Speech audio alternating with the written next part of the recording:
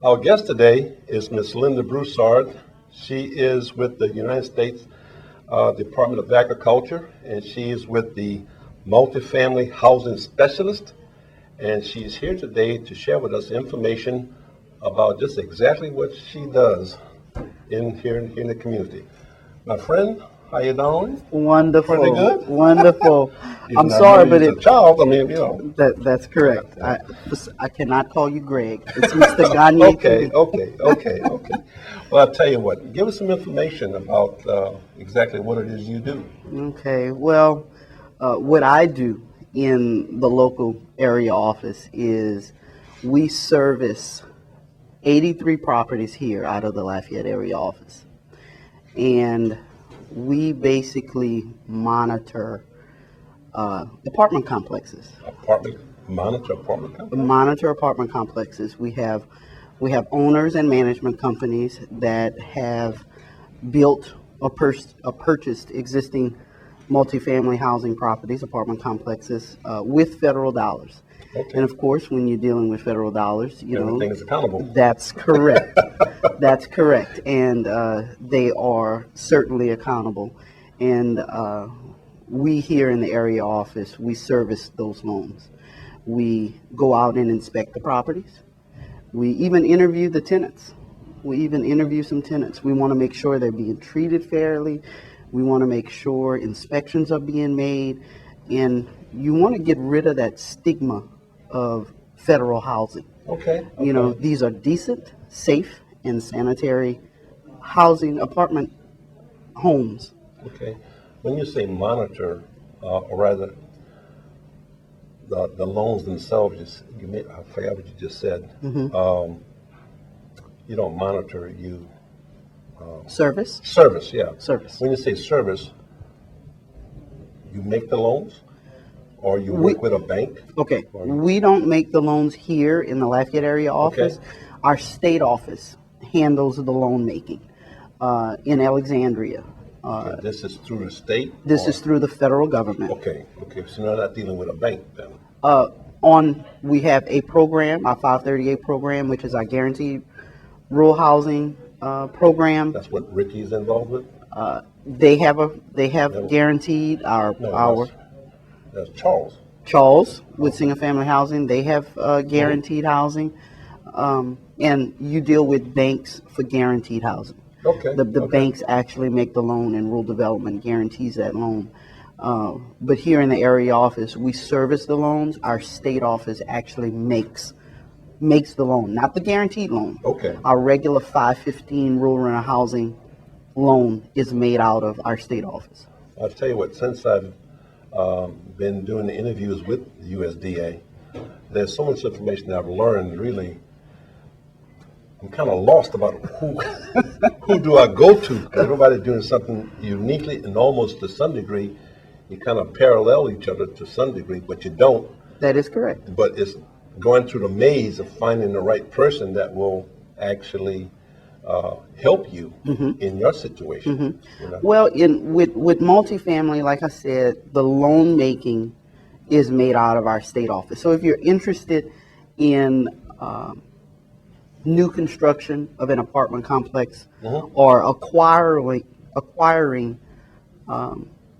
property or acquiring an existing property to get on our program, you would contact our state office. Okay. Well, I have some contact and some information as far as working with contractors, or maybe some. Yeah, look, our program multifamily. director for multifamily housing is Yvonne Emerson, and the multifamily specialist in our state office is Robert West. They would be able to answer any question you may have. Of course, you can always visit our website at www.usda.gov. This guy, darn it. You don't want to get put on the spot, you pass the buck. Yeah, okay. Anyway, but no, I understand what you're saying, though, because, like I mentioned in the other interviews, that, for instance, I know of about 100 acres that's up for sale. It's been available for about 2 years with a bank. Nothing has happened yet. They've been trying to get it to grow. I don't necessarily want multi-families, but I mean, it's like a single dwelling homes, stuff like that. Certainly, Get certainly. involved with that because we're involved with the Business Outreach Center. We're involved with contractors and also other landowners who may want to or who are willing to sell their land That's correct. and work with us. And some of these entities, when we produce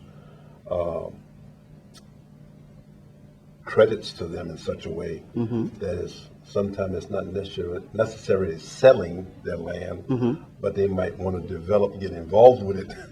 So where in the long term, they make a lot more money rather than just selling the land. Right. Getting involved with dwelling facilities and stuff like that. That's correct. So since you guys operate outside of the city of Lafayette, Right, right. In the 100 acres unincorporated areas, now, right.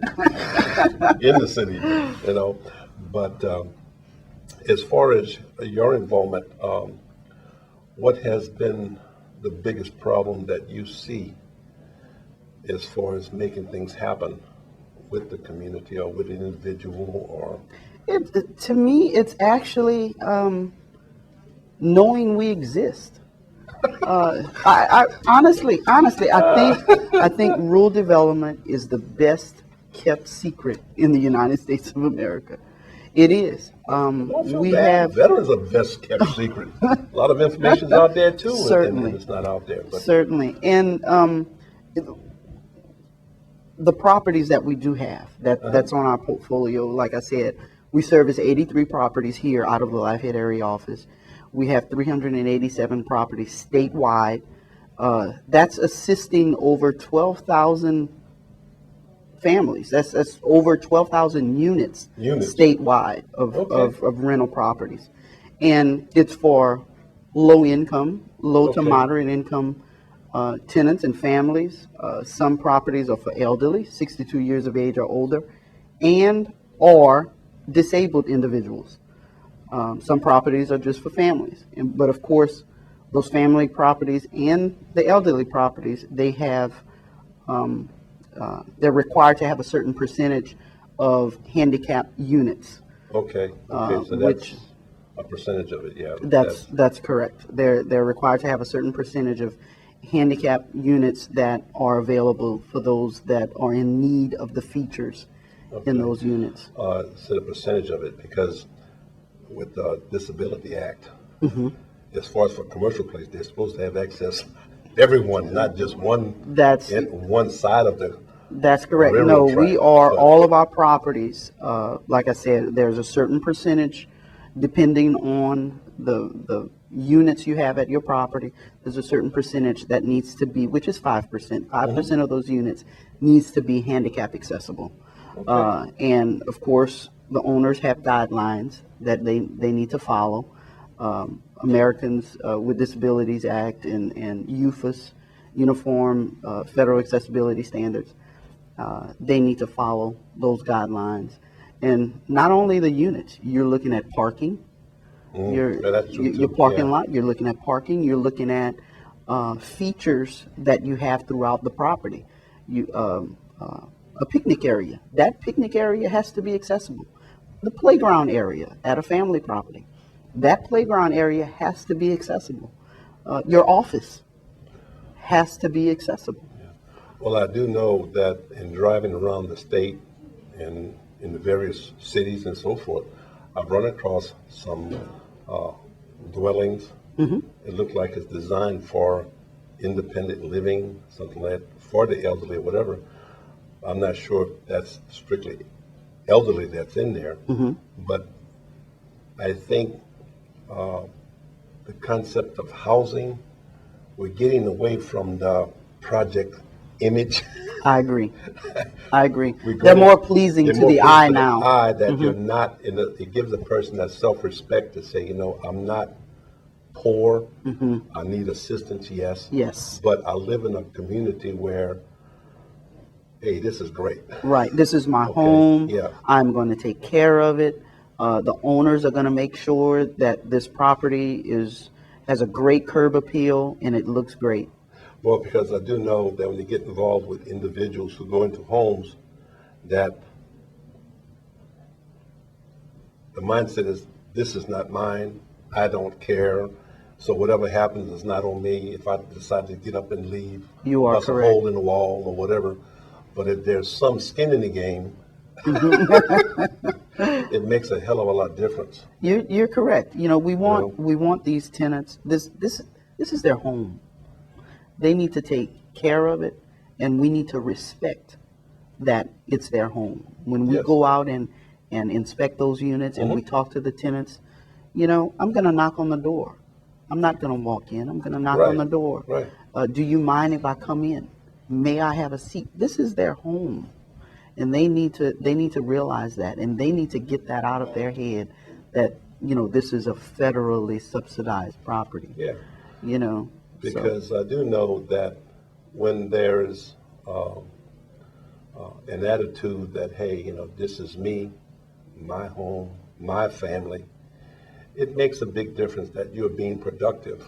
Whereas I know in the past, I've seen project houses. I mean, it just looks like, yes, sir. it looked like a goddamn barracks. You're correct. And it just, you got 200, 300, 500 people in there, you know, and the attitude there is, hey, I'm here, I'm just going to survive, you know. But I'm sorry to go down that road. But anyway, Oh, this is no, the end of the no. session, and I want to thank Linda for coming in. I tried to get her to do another segment, she doesn't want to. But anyway, Linda, you take it easy. Always. And anytime you need some assistance, let me know. Yes, sir. Let's see if Same we can here. make things happen. Yes, sir. Okay. And I'll see you later. Bye-bye. Bye-bye.